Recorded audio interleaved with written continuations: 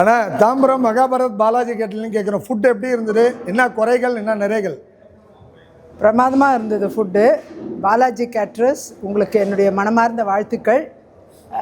சிறந்த ஒரு உணவு, எதையுமே நீங்கள் மிஸ் பண்ணலை, எல்லாத்தையுமே பேலன்ஸ் பண்ணியிருந்தீங்க. நைட் டின்னருக்கு என்ன ஹெல்த்தியாக இருக்குமோ அது எல்லாமே ப்ரொவைட் பண்ணியிருந்தீங்க. பிரமாதமாக இருந்தது அக்கா. இதில் எதுலையுமே கலர் ஆட் இல்லைக்கா, அந்த வீட்டு ஸ்டைல்லே எடுத்துன்னு போகிறோம். அதான் கலரிங் இல்லாமல் ப்ரிசர்வேட்டிவ் இல்லாமல் ஆமாம் ஒரு ஹோம் ஃபுட் ஸ்டைல். நீங்கள் நாளைக்கு மத்தியானமே உங்களுக்கு தெரிஞ்சிடும் எங்கள் ஃபுட் எப்படின்ட்டு. நிஜமாண்ணா, ஒரு 4 கல்யாணம் போனால் இப்போ வயிறு அப்செட் ஆகுதுன்னு எல்லாருக்கும் ஒரு ஃபீல் இருக்குல்லண்ணா, அது நிச்சயமாக எங்கள் இதில் இருக்காதுண்ணா. நான் இன்னும் அந்த ட்ரெடிஷ்னலில் இன்னும் மாறாமல் அப்படியே வரேண்ணா.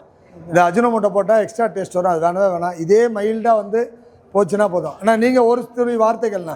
தாம்பரம் மகாபாரதம் பாலாஜி கேட்டர்ஸ். சாப்பாடை விட உங்கள் பேச்சு ரொம்ப சுவையாக இருக்குது, இனிமையாக இருக்குது.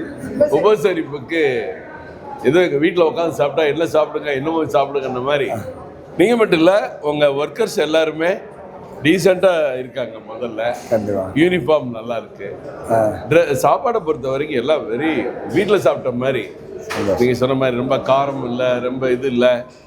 அதுலேயும் அந்த தேங்காய் பால் சூப்பு ஃபஸ்ட் டைம் நான் ட்ரை பண்ணுறேன். ஆமாம், வீட்டில் போய் செஞ்சு பார்க்கணும்.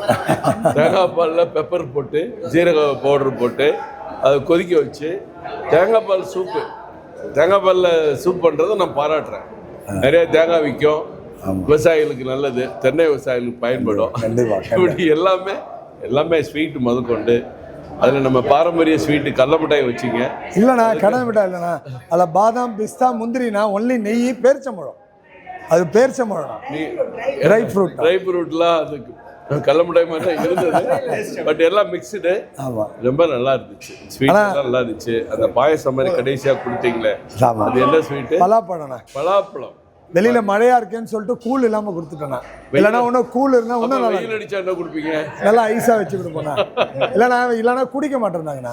நம்ம அவங்களோட யதார்த்தம் தெரிஞ்சு நம்ம பண்றது நல்லதுண்ணா. யதார்த்தமா பண்றதுனால நீங்க பெரிய வெற்றி பெறுவீங்க.